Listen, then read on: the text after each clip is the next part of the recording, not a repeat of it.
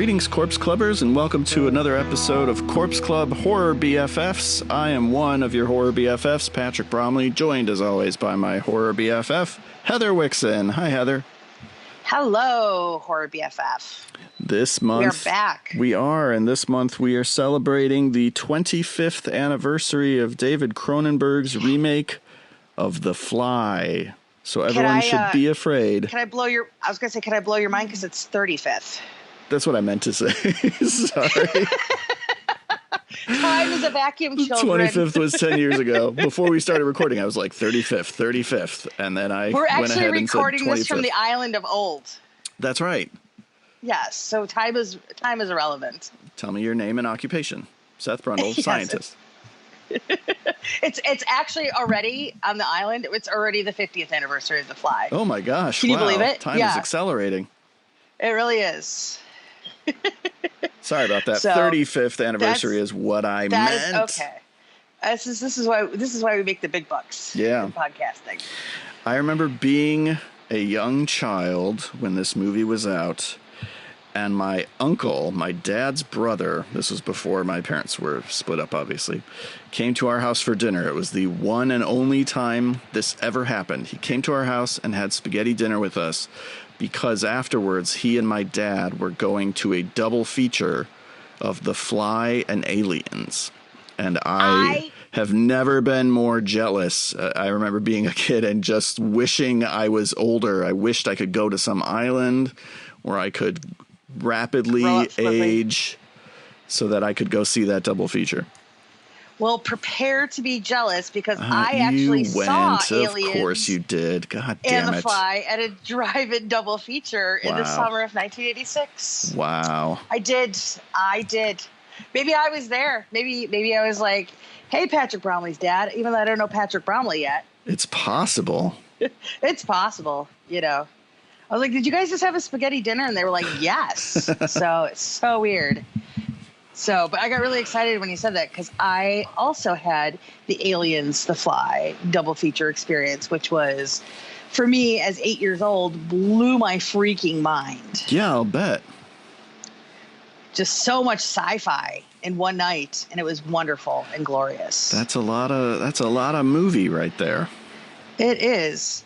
And it really is sort of the gamut of movie going experience. Cause like you have Aliens where it's like very action oriented and like, then you got like the crazy scary aliens and, you know, it's very fast paced and it's kind of badass. And I remember like at the end, people were like honking their horns and everybody's super into like Sigourney and the Power Loader. And then along comes The Fly and it just rips your soul out. Is that the order they played them in? They played Aliens first?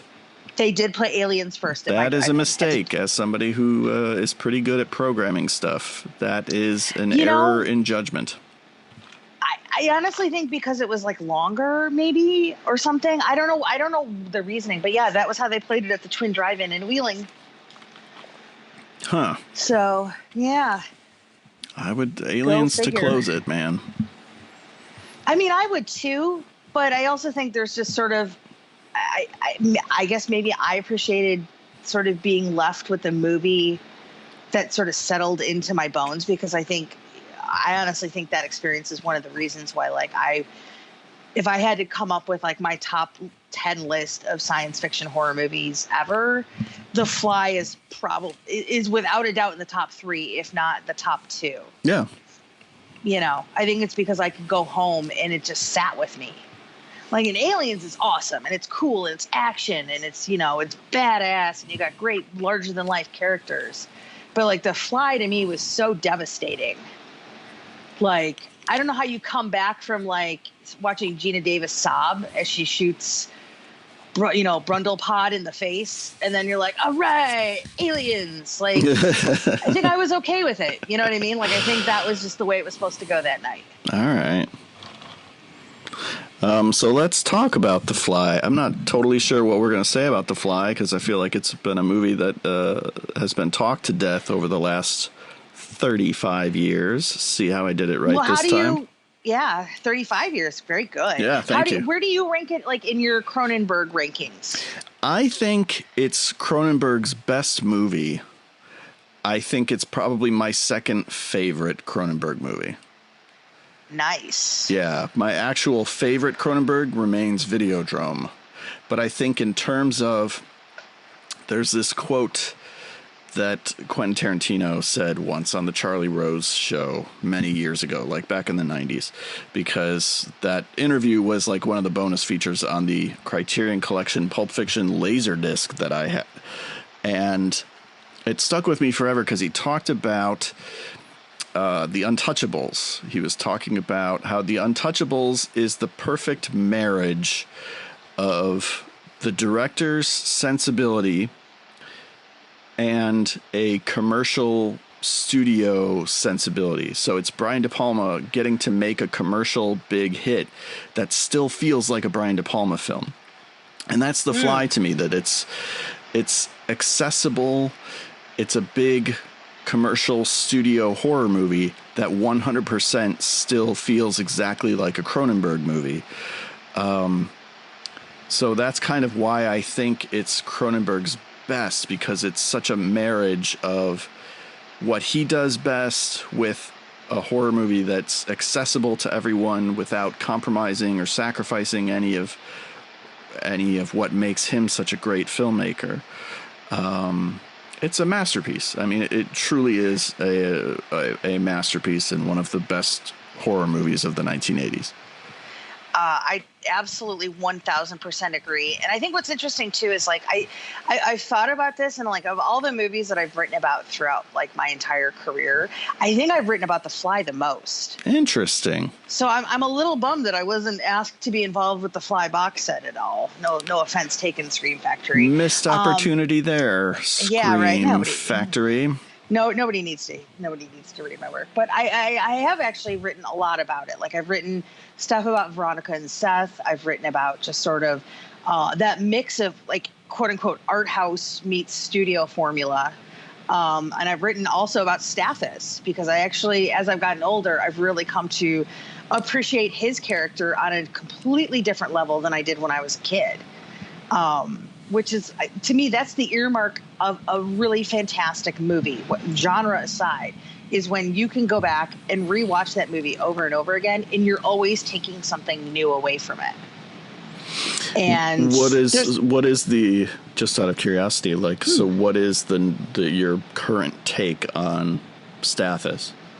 See, I actually wrote a piece back in 2016 that Stathis was actually the real hero of the movie. Like, he's an asshole, don't get me wrong. He's a total douche nozzle of a guy, but he's right. He's right. And the thing that's interesting about him is that, so obviously in the movie, him and Ronnie had been involved previously. It's questionable how their relationship came together because that happened while she was in school. But their relationship carried into like sort of the adult dynamics of, of her going out into the professional world and things like that. And the thing is, it's like, for as terrible as he acts in the movie, there is genuine concern. And sure, some of it is propelled by jealousy, but I think there is a genuine concern about what she's gotten herself into. Yeah. Because at some point he makes a statement, and it's flippant, but I think it's true. He says, do I have permission to claim your body when this is all over? But he's not wrong, because the path that Veronica and Seth are on is total and complete destruction. And, if you look at this movie and, like, for example, when Ronnie finds out she's pregnant, he's there. He's there for her every single step of the way. He's there enough to, like, go take her in the middle of a night to go get an abortion done. Right. Because he's so concerned about her, and he just wants to do what's right for her. So for me, like, everybody, it's common to think that, Jeff Goldblum's character Seth is the hero. And he's certainly the romanticized, but he is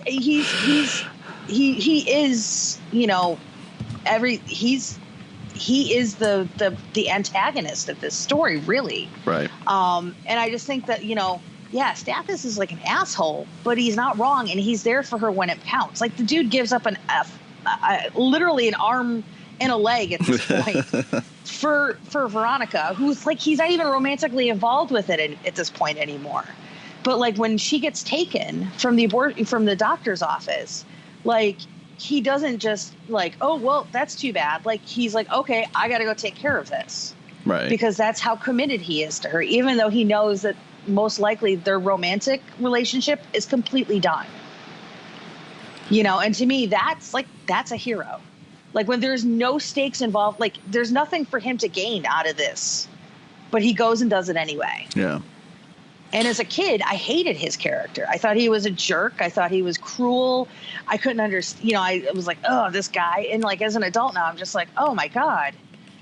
He is like, Cronenberg made the asshole into the hero. And all this time, so many people kind of were just like, oh, he's like, you know, look at the way he treats Ronnie, and he's like in her apartment taking a shower. And yeah, that stuff's like, you know, that's classic dickhead alpha male stuff. But like, ultimately, when he needs to be there and he needs to step up, he does it. Yeah, I have a friend who points to the movie Crash, and not the David Cronenberg Crash, even though we're talking about David Cronenberg. I'm talking about the 2005 Oscar winner, Racism is Bad Crash. And yes. He talks about the scene in which Matt Dillon rescues Thandie Newton from a burning car. And how powerful that scene is, because we have established that Matt Dillon is both a racist and a sex criminal. He sexually assaults Thandie Newton earlier in the film. And yet, in that moment, he's being a cop and he's a hero. And my friend always talks about how interesting that this is a movie that calls attention to the fact that people can be more than one thing. Because in most movies, people are just one thing. They're good or bad. They're flawed or they're perfect. And Cronenberg is a mature enough writer and filmmaker to acknowledge that people can be more than one thing. So Stathis can be a creep and an asshole for much of the movie. And yet, as you said, when it counts, he steps up, and it's not about redeeming himself, because he doesn't redeem his shitty behavior from earlier in the film. He's both things. He can be kind of a creep and a scumbag who's also maybe deep down a decent person who cares about Veronica, and as you said, winds up being sort of the hero of the film. And I think that's really, really interesting. And that's, like you, that's not something I really picked up on until I was older, because as a kid you tend to watch things in those sort of black and white terms where you're just like, well, that's the good guy and that's the bad guy, because movies want to usually establish that simple sort of dichotomy. And Cronenberg is still using those tropes, but he flips both on their head, so that the guy who we think is the hero, Seth Brundle, turns out to be the monster, the mad scientist. The guy we think is the villain, Stathis Borans, turns out to be the decent, heroic one. Yes, thank you. Thank you for talking as long as you did, because my dogs were being goofy. But yeah, I agree. And I think also too, what's interesting is because, you know, I think, this was probably something that happened a lot in the 80s, but I see it a lot happening on social media, where everybody just sort of thinks about humanity in absolutes. Right. Where there aren't these like gray areas for things. And it's like, yes, I'm a good person. And yes, I do good things. But you know what? I'm not perfect. And I screw up just as much as anybody else does. And it's almost to the point where like we think about people in such absolutes that we give people no room to be human. Right. And yeah, like Stathis, you know, sitting outside of Seth's apartment overnight, watching to wait for Ronnie to leave because he thinks she's sleeping with him, which guess what, she is, and then confronting her. Like, yeah, that's a total jerk thing to do, but like, you know, obviously there's something that propelled him to do these things, but you know that there might be coming from a good place, but ultimately he's handling it the very worst possible way. And it just, that's what I like about, that's what I really appreciate about this movie, because it's probably the most human of Cronenberg's movies. Like, totally. I don't know if that makes sense, but no, like, it totally does. It really, to me, like, and I love his work, and I like how clinical it can be at times, and how you know, it's very concerned with, you know, questioning, like, what does it mean to be human? What is the human experience? And what are all these things that are around us? What are they doing to our humanity? And constantly questioning that. But for me, like, I feel like this is like, it just hits me on such a human level to where, like, I feel it. Like, I feel it in, like, that sorrow that washes over, you know, Ronnie at the end when she realizes, like, that she has no other possible way out of this but to blow this Brundleprod creature away, because she can't even let it live, because now it's just like this monster. It's even worse of a monstrosity than it already was. Right. And like just that. Well, it's an act of love too, because he's asking her to do it. Yeah, but I mean, there's just like that grief. Mm-hmm. Like whenever I watch this movie, like I feel that for like days. And like then you get that Howard Shore music and it just swells up, and I'm just like, and I turn to like emotional putty. Like, and I love the fact that, you know, this is a movie that has been part of my life ever since it was released, and yet I still have these like intense emotional, like such an intense emotional connection to it. And I saw somebody online say, making fun of people who have like strong emotional connections to movies and how that's like, you know, pardon my crude language, like that's like a pussy way to watch movies. And I was just like, if I watched movies and I had zero emotional detachment, I think that's when I would be done doing what I do for a living. Why would you watch movies? Why exactly. else do we watch do movies but to have an emotional experience? I don't understand. Because that's what art should do. Like right. Art, any form of what art. What else are we doing it for? That makes no sense some sort to of me. Reaction. Yeah, but I saw there was like somebody was passing around a tweet that some guy said that, and I was just like, do you not even understand what it is to embrace art? Like, I'm not even just talking about movies, just in general. Right. Like, we all have that one song we hear that just completely tears us down. We all have those movies, those scenes, those moments that remind us of like who we are and, you know, how we feel as part of this world. Like, I couldn't imagine watching movies any other way. But yeah, like for me, like The Fly is my favorite Cronenberg. I mean, I would put Videodrome up there very high as well. And Dead Ringers too. Actually, I've really come into appreciating that over the last 3 years a lot more than I did when I was a kid. But yeah, when I sit there and anybody's like, oh, you know, what's the perfect Cronenberg movie? To me, it's this, because it is so accessible, but it goes so much deeper than it really needed to go. Like there's like these little touchstones that happen in this movie that just blow my mind. Mm-hmm. Because I haven't really experienced something like that. But like, if you look at the characters of Veronica and Seth when they meet, like they're both hugely successful in their fields. They're rock stars apart. You know, they're confident. They know what they're doing. They're on a clear path towards success, and they're both in both of their lives, and they come together, and it's like chaos. It is just the complete breakdown for both of them. And it's interesting because it all happens in these very little moments. Because early on in the movie, they have that discussion where like Ronnie sort of makes fun of him for like, you know, wearing the same clothes every day. And he's like, no, I changed my clothes. And he has 5 sets of the same clothing, you know, like Einstein did. And when does Seth really start to break down? When he changes his clothes. And it's just like a subtle thing. Like all of a sudden now he's wearing the plaid shirt and tan pants that she got him and the leather jacket. And, you know, just by breaking his own rules in a way, that's it. Like that is when Seth Brundle starts to, you know, basically come apart as a character. Ronnie, one of the things she says in the very first time that they meet and they're in his apartment, she talks about how she doesn't wear jewelry. And in that scene when they're out and they're going to get coffee and they're walking around the little market areas, and he buys her a necklace. Mm-hmm. And that is when Ronnie, we start to see her character start coming apart because they've broken their own rules.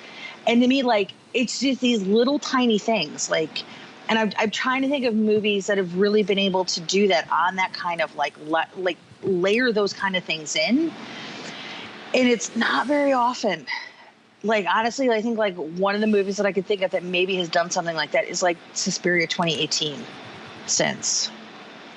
where like it's just you have to pull back these layers, and it really starts to like you're like, oh my God, like it's just genius work. And of course, you know, it's Cronenberg, but it's also the script, you know. Yeah.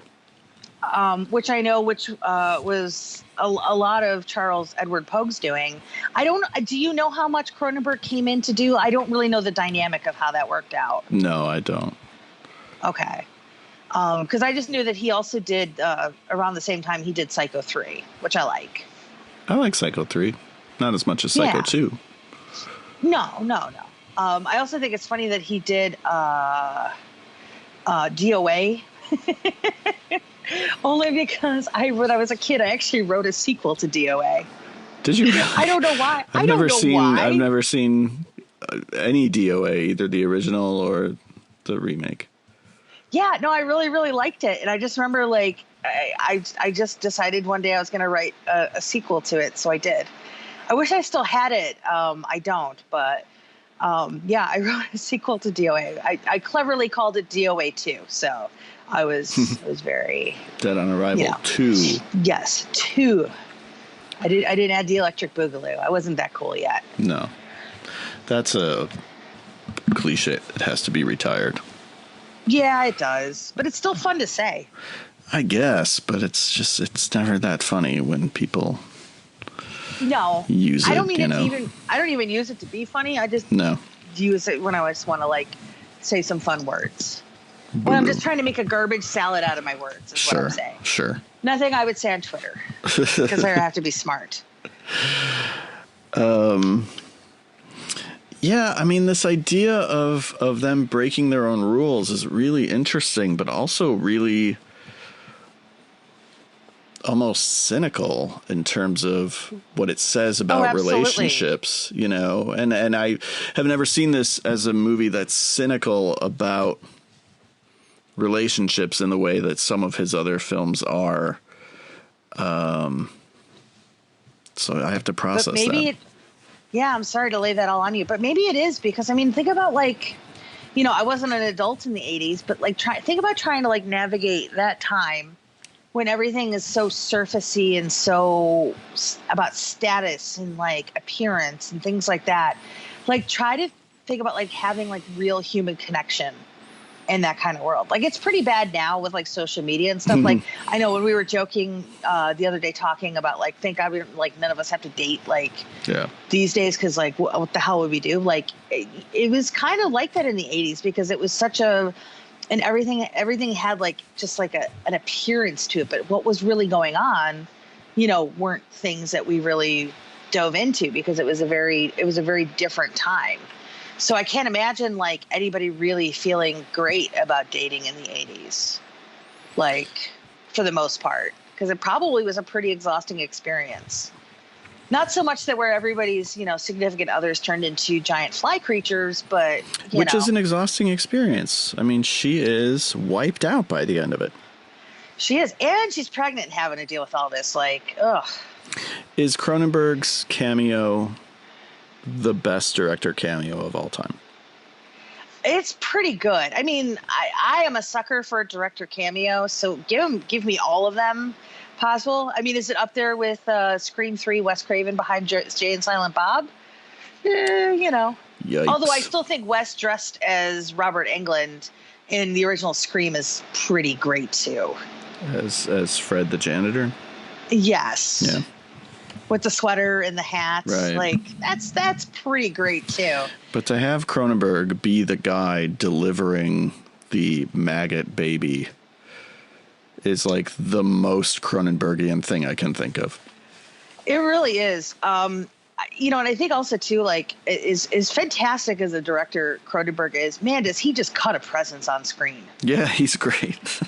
Like, everything. Yeah. Like, I mean, I was terrified of him as a kid. Like, I was absolutely terrified of him. Because of Nightbreed? Oh, Nightbreed especially. Yeah. Oh, my gosh. But there's just something about, like, he's, like, if we didn't know him and appreciate him, like, if I just saw him, I'd be like, that dude scares the shit out of me. And I know he's going to be on the upcoming season of Slasher. Yeah, I haven't which is watched interesting. any of Slash. I feel like I watched the first episode once a few years ago, but do I need to like watch all of it before I can watch the Cronenberg season, or can I just watch the Cronenberg season? Yeah, I don't really know, to be really honest. Okay. So, but I do remember I got really excited because he shows up super briefly in To Die For. I do not remember that at all. He is at the lake at the end. Wow. Yes, which is pretty awesome. So he's a very frigid presence, I guess, if you will. Yeah. But man, like for as fun as it is seeing him in movies, or seeing him watch him direct movies, like I don't know, I think there's a valid case to be said that it would be really cool to see him become like an actor. Yeah. As well. Yeah. He's so interesting because, you know, the older I get, the more I examine his films, the more I realize that he's so interested in flawed humanity. He's not often, you know, considered a humanistic filmmaker because his movies can be kind of cold or sometimes sterile, although I do think that people are generally just talking about like Dead Ringers when they say that. Yeah. And I don't even think that movie's like sterile when you really watch it because it's heartbreaking, you know. But I get that there's a clinical feel to the medical procedure scenes and all the weird, you know, equipment and whatever. So many horror filmmakers are sort of interested in the nature of evil. And Cronenberg isn't really. His movies are not about what is good and what is evil. His movies are about humans who are flawed and who make mistakes, and that those mistakes lead to, think about Max Wren in Videodrome, think about even Oliver Reed, not Oliver Reed, it's Art Hindle and Samantha Eggar in The Brood, think about Seth Brundle in The Fly, think about even to some extent Viggo Mortensen in A History of Violence. You know, I think it's something that continues on through his filmography even when he gets out of the horror genre. I don't know, just something I've been thinking about. Yeah, I think almost in a way, like I think maybe to him, humanity, like we're our own worst enemy, really. You know, we are basically, you know, we are our own demise in a lot of ways. Yeah. You know, and I think you see that reflected in a lot of stuff. Well, that's certainly it's certainly weird. Romero's thesis. Yeah, I mean, but yeah, I actually haven't even had a chance to really go back and watch Shivers again. Because I just got the Blu-ray a few months ago because it was like dirt cheap and I was really excited. Yeah. I got it like in a package deal with Little Monsters, you know. I think I got I got that same double. I was like, if I do anybody not needs to love Little Monsters. I was excited to show it to my kids, but I don't love that movie. Well, did you grow up with it though? Yeah, I mean, it was on TV. I definitely watched it as a kid. Okay. Because like for Brian, like because he's a few years younger than us. Yeah. So I think maybe his experience with it is like a little different than probably ours is. Okay. But yeah, I was like, oh, I have to get him Little Monsters. And then I was like, oh, Shivers is like an extra $6. Sure, why not? Yeah. I was like, that works out. But yeah, that's one I really have to kind of go back and rewatch. Because I definitely, especially when they did the Cronenberg stuff, as part of Beyond Fest a few years ago, that really got me back into like, oh my God, this and this. I will say the only Cronenberg I haven't seen is Crash. Crash rules, but it's a tough sit, you know. That's kind of what I've heard, and I don't know if I'm like in that headspace where I'm like, yeah, I haven't felt the desperate need to have to watch it. Right, which makes sense. I went to see it opening night I did a double feature of Liar Liar and Crash, which What? is maybe the greatest cinematic whiplash of all time. Jesus. And I remember... Which one was first? Liar Liar. Okay. I had to drive to a different theater to see Crash. It was like across the street. It was like the Woodfield 1 and 2 was Liar Liar, and then I had to drive to One Schaumburg Place to see Crash. And I remember they were checking my Ds at the door. I had a book with me because I was early. I sat down, and it was just like a bunch of single men in the audience. And I was like, do people think this is a jerk-off movie? Like, what are we doing here just because it's NC-17? This is not a sexy movie, guys. Which That's amazing. Yeah. If had you seen it, you would know just how unsexy of a movie it is. Yeah, I'm gonna get there one day, and I know there's like there's a new release of it or something, and I'm gonna get Criterion there. Put it up. But I'm not there yet. Yeah. Like I personally, I don't know why we're not showing more love towards Existence, because I really like that movie a lot. I like that movie a lot too. I just it's so similar to some other stuff that he's done, you know. It's him sort of regurgitating some of the themes that he's already dealt with. But I really like the movie. I mean, I think it's really good. Yeah, I don't know if it's just because I'm like I super love that like late 90s, early 2000s like obsession with technology. Yeah. That kind of happened in cinema, where it was like everything had some sort of like either like VR component or AR or something about, you know, something's wrong with technology and it's infiltrating our, you know, our life or things like that. Like, I don't know, like I love that stuff. Yeah. So I was a pretty easy mark for that. The Cronenberg, like, quote unquote classic that has never quite clicked with me is Scanners. Interesting. I think it's okay. You know, I don't dislike it, but I don't love it. And I think a lot of that comes down to the lead actor, which Cronenberg himself has said. Like, I think that casting him was probably a mistake. He cast him because he had these piercing blue eyes. He really loved his eyes. But the performance isn't quite there. And I don't know that that's what brings the movie down for me. It's just... You know, obviously there's moments that work like gangbusters. The head exploding scene is incredible, and there's a couple other sequences that are really cool. But I always feel, every time I revisit it, I feel a little let down by it. It's definitely a movie I think I liked a lot more as a kid. Okay. Than I do as an adult. I had sort of the same reaction to like Firestarter. Okay. Where, like, as a kid, like, Firestarter, I thought was, like, the coolest movie ever, because you have, like, Drew Barrymore, and she's lighting stuff on fire, and it's all kinds of action and everything. And then when the Blu-ray came out, I rewatched it, and I was like, oh, this is super clunky. It is like, clunky, but I have to admit that I love Firestarter. I mean, I still like it a lot, but I think I definitely loved it more as a kid. Yeah, no, I didn't even see it as a kid. I didn't come to it until I was an adult, and I'm all in on Firestarter. Okay, that's okay. Which is being remade now. I know, everything. It was Zac Efron, so go figure. Yikes. I'm there, whatever.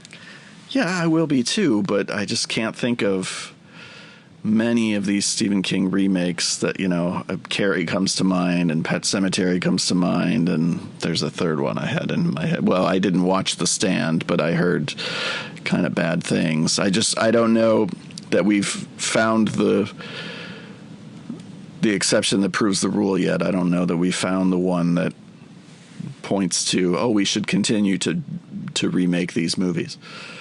It's chapter 1? Yeah, okay. Good call. But I also like the Pet Sematary remake, so I'm in the minority on that, which is fine. Yeah. I liked that it sidestepped what I thought it was going to be. And I liked how very dark that ending got. Ugh. I understand probably as somebody who's a parent probably doesn't agree. But there was something I found like very Tales from the Crypt-ish with those final moments of like that poor little kid being in the car and his whole undead family coming at him. And I was like, oh my God. So, but I get why people don't like it as much. That's fine. But I understand that it probably hits people differently than it hit me. I was obviously rooting for it because I love those filmmakers. Yeah, but that's okay. That was the movie that apparently all of us who did like it actually got paid. Oh, that was the one? That was the one that we all got paid for giving positive reviews. So shoot, I should have liked it. Yeah. You should have. See, you were missing out. Now you could have a yacht just like me. Wow, damn it. Yeah, go figure. Did you name your yacht Gage? No.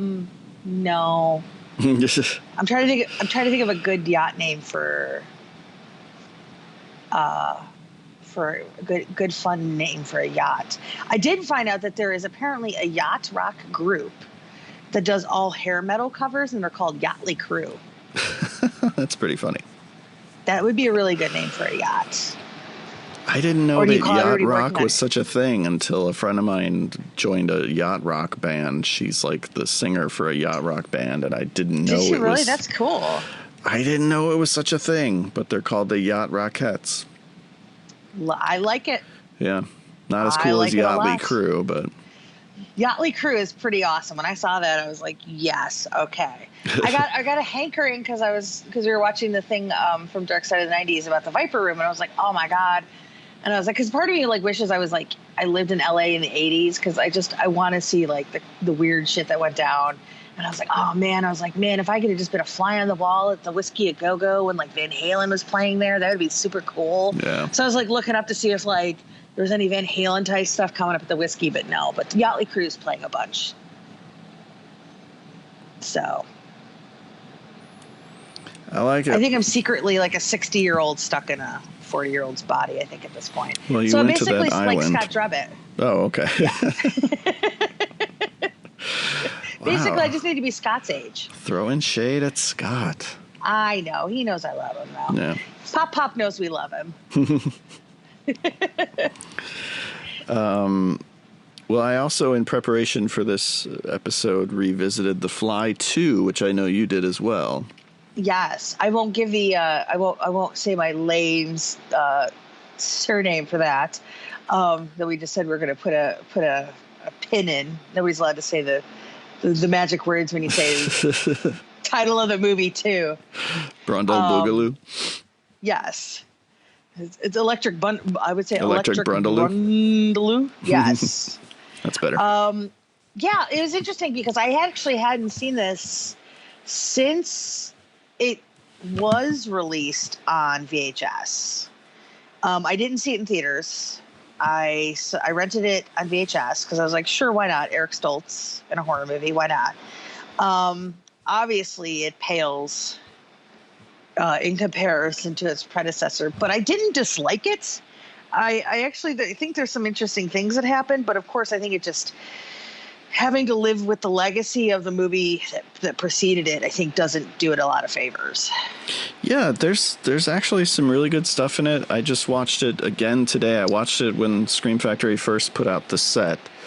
I revisited it, and then watched it again today, and was more impressed than I've ever been by some of the stuff in it. I think Eric Stoltz does a good job with a part that isn't very well written. I think Daphne Zuniga, I'm a big Daphne Zuniga fan, and so I think that's really good. Oh, hell yeah. That's really good casting, I think, because like we were just recently talking about Christy Swanson and Deadly Friend, like she just automatically engenders our goodwill. Oh yeah. So we want only good things for Daphne Zuniga. So casting her was very smart. I thought while it can't compare to what Howard Shore does in the original, I actually really liked the Christopher Young score in the sequel. It's gorgeous, right? Yeah. It's good stuff. I was really surprised. Yeah, I was very surprised by that. I really like the route that this story takes. I mean, I don't necessarily love that we get a, second-rate Veronica in the opening. No. I just feel like maybe we could have just skipped over that and just kind of gone into like, oh, here's the baby. But I think that there's something really interesting about the science of this. And I know, like, from corresponding with Chris Walas, like, he really wanted to do something that felt, he didn't want to make a movie that felt like the first movie. He wanted to do something that sort of had a lot of the earmarks of, like, the horror that he grew up with, where you have sort of like some sort of big entity that's like manipulating people for their own, you know, for their own purpose. You have science gone wrong. You know, he really wanted to do something that just was the complete antithesis of what the original was. And I think in that way he does succeed. You know, it's an unusual movie. I think a lot of that comes from the idea of like rapidly aging Martin, who was not on the island from old. No. That was just genetics. So it's interesting because you'd think, because like at the certain point when Eric Stoltz takes over the role, like he's still like a 5-year-old kid, but yet there's no emotional stiltedness to it. Like he's thinking on level, like basically on the same level as somebody like Daphne Zuniga's character Beth, right? Which to me seems weird because there's like a whole lifetime of things you have to learn to be at that point of maturity, and he hasn't had those experiences because he's lived in a lab. So it's a weird little movie, but there's some good stuff, like the stuff when he has to go and see his dog made me sad. I didn't remember there being as much dog horror in it, and I'm a little sensitive to that, so that made me a little bummed out. But I do like that the end, Bartok gets his comeuppance, which is, and has to eat out of the dog bowl. Handled really beautifully. I mean, the way that they stage it with him crawling into the cell and eating out of the bowl, and we push in on his eye and then pull back, and there's a fly right there, and the credits come up. Without, you know, fading to black or anything. It's a great, really dark punchline. Is it weird that Daphne Zuniga and 5-year-old Eric Stoltz have sex? Like, how would he even know, like, how that works? I don't know. He's I lived guess in a I lab shouldn't his ask entire because life. it worked in old, too. Well, that's true. Yeah. So, I mean... Wow, I didn't expect us to be making so many old references today, but I guess there are some parallels here. It's on our minds. Unintended. It sure and is. the thing we should really mention that's so great about The Fly 2 is the effects, because this is a movie directed by an effects guy, Chris Walas, and so there are just some to shoot them and everything. There are some show-stopping effects. I mean, the guy pulling his own face off, the head crush under the elevator. Just first-rate stuff. It is unbelievable that this movie got an R rating. Yeah, and we talked about that too because, you know, when you look at the design of Brundlefly from the first movie, which is kind of like lumpy and like sort of kind of mosquito-y. Yeah, it's kind of mosquito-y, but it's sort of, it's like almost nondescript in a way. Like there's no like real clear definition to the, you know, and then in juxtaposition you have, you know, when Martin transforms into like his full fly form, like he is a full-blown creature, like creature, like scales and like red beating eyes and things like that. And I get it because the evolution of how these characters get to those states are different, and it's a different setup, so it makes sense. But I gotta say, like that, I think the design on The Fly for The Fly 2 is absolutely fantastic, and I think it's worth celebrating just as much as we celebrate Brundlefly. Yeah, I still don't understand the logic of how it works, where he morphs into a giant fly monster and then somehow morphs back into Eric Stoltz. Yeah, it's something with like the fusing of the genes, because like, I mean, that was what Brundle was trying to do in the first one, which again, I never understood how that was going to work with him trying to fuse with Ronnie and the baby to ultimately be human, because the fly parts are still going to be there. Yeah, I like, never where do the really fly parts go? They got to go somewhere. I never really thought he wanted to necessarily go back to being human in the original by fusing with Ronnie and the baby. I thought that was like just some mad scientist shit. Like, well, he puts it into his little computer. Yeah. Where he's like, so how do I get my humanity back? And they're like, well, you need another human specimen, or at least one more human specimen. Right. So, it's some fuzzy science, I think. In this one, it's just a way of giving the movie a happy ending, which the first one doesn't have. The first one is a tragedy, and The Fly 2 is not. The Fly 2 is more of sort of just a popcorn monster movie. Which isn't to take anything away, I don't think it's bad. It just is trying to follow up, like I said, one of the greatest horror movies of the 1980s, and arguably I probably couldn't call it the best horror remake of all time because The Thing exists. Yeah. But I mean, it's in the conversation. It's certainly number 2, if not number 1. I'm sure there are people who prefer The Fly. Right, exactly. And then close behind at number 3, The Blob. Yeah. Yeah. And, it's kind of amazing how the 80s were really taking on a lot of the 50s stuff. Like we've had, this isn't any secret, but we've all had that conversation about horror is cyclical. And, now we're seeing like all the 90s coming up in the, it's 2020s, and in the 80s it was the 50s, and I'm trying really hard not to sneeze a budge. Be careful. Oh, sorry. Yes. I don't want to like blow out my eyeball or anything. Right. No, please don't. Sorry. We actually had rain here for the first time in months, so my allergies have been a little stupid the last few days. I'm sorry to hear that. That's okay. I'll take it. If that means we get rain, it's fine. Yes. But yeah, like horror is always sort of cyclical. So like, in the 60s, they were going back to like the stuff from the 30s and the 40s, and then like the 70s, we were getting a lot of stuff from the 40s and the 50s, and then the 80s were very much because of the Cold War. We were going back to a lot of those sort of like themes that we were exploring in 50s sci-fi and horror and stuff like that. And obviously throughout the 2010s, like the 80s were all the rage. Yeah. And I think now we're moving into the 90s. So it's like there really is like this 30-year cycle in Hollywood, which I think is very fascinating.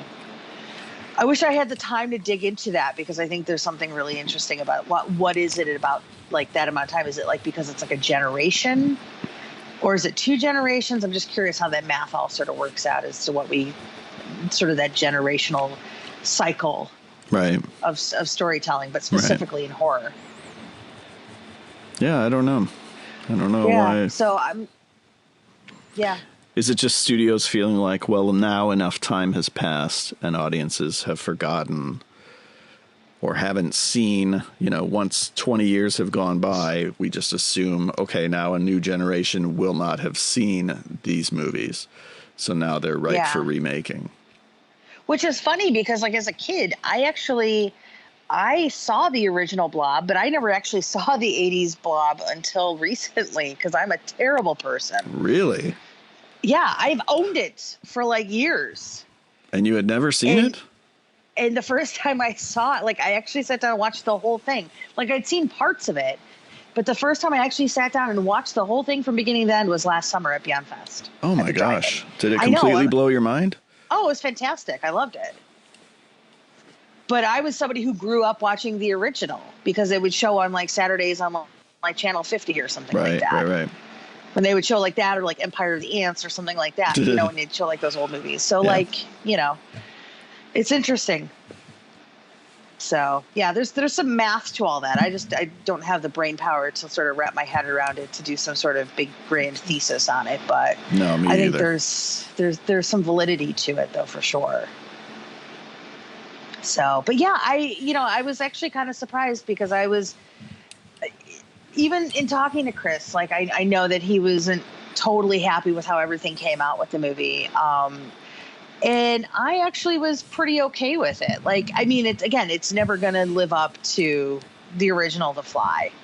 But I think for what it was trying to do, like, it's pretty solid. Like, to me, it's like a 3 out of 5, 3.5 out of 5. I mean, honestly, I bought the Fly box set for it, so. Yeah. with my amazing Amazon deal. Thank you very much. Yeah, no, that is an amazing Amazon deal. I know. That's a really good box Amazon, set. But it is. Because I like those 50s sequels, although one of them like isn't about flies at all.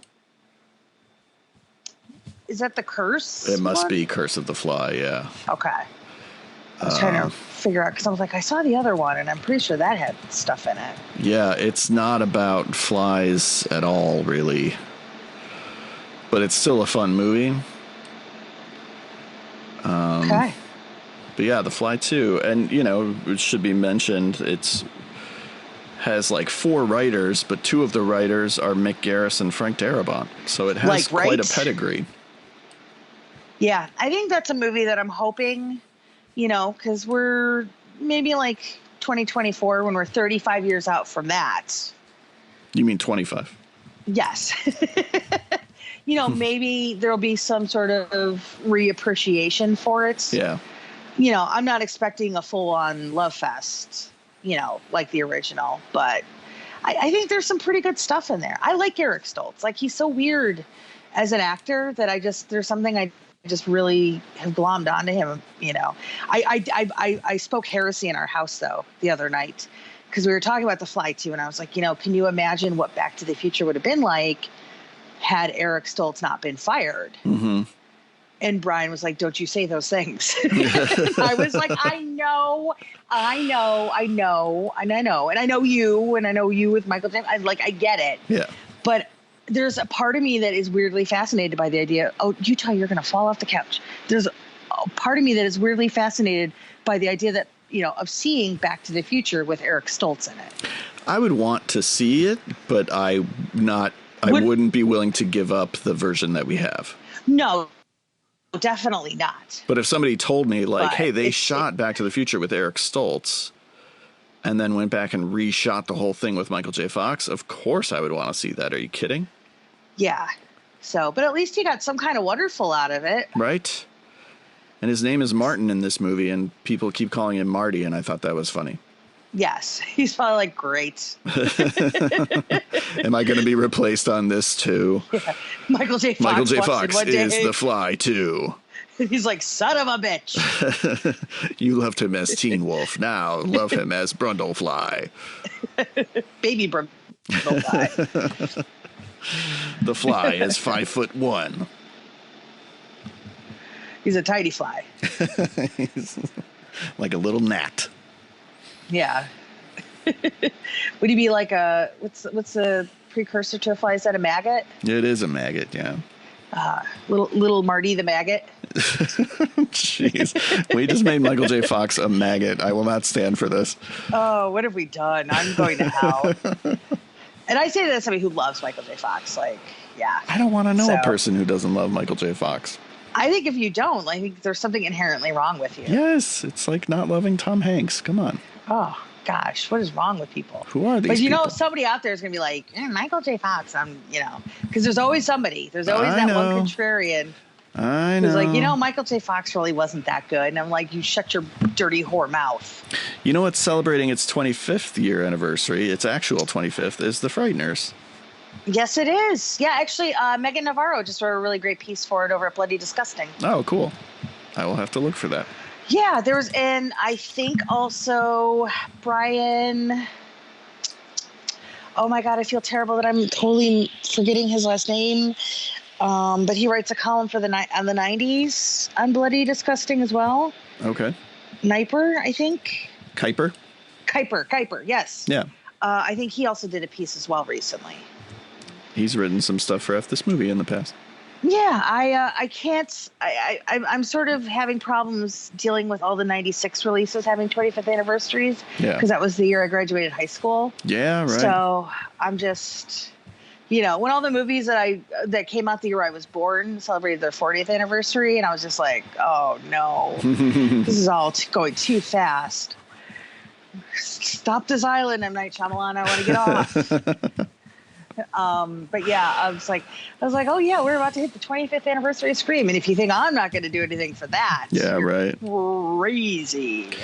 Do we know what the rationale is behind them calling the new one Scream? Same rationale as them calling Halloween 2018 Halloween. Okay. People are so afraid to add numerics to things. It's the same thing that, like, they've done that in WWE for WrestleManias. Like, they don't even number their WrestleManias anymore. Yeah, but at least there's a year associated with it. But they don't call it WrestleMania 2021. They just call it WrestleMania. Oh, that's lame. Yeah, it is. Like the last one, the last one that we went to, I think was we went to 32 also, but 31 was like the last one I can remember that like sort of had numbers to it. Wow, it's kind of ridiculous. It's probably because it just makes Vince McMahon feel old. If I'm a betting person, I'm going to be willing to bet it's something with stupid SEO stuff. Oh, maybe. You know, so. But the new Scream to me is always going to be Scream 5. Yes, of course it is. Call it whatever you want. It's Scream 5. It's Scream 5. Like, we know. Quit kidding yourselves. I know, but I'm so excited for it. Yeah. I just need to know how I can see it, like, now. It's done. I know it's done. Spirit Halloween is selling an animatronic Ghostface. Have you seen their Killer Clowns? No, I have not. They have Killer Clowns from outer space this year. Nice.